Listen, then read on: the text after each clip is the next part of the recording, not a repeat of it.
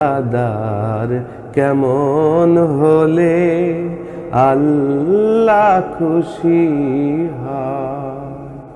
রোজাদার চোখের রোজায় দেখবে না সে মন্দ কিছু, রোজাদার কানের রোজায় শুনবে না সে বারণ কিছু, রোজাদার মুখের রোজায় করবে না সে দিনের খানা, মুখে তার মিথ্যে কথা ঝগড়া সদা গীবত মানা, বুক জুড়ে তার সর্বদা যে আল্লাহ তাআলার ভয়।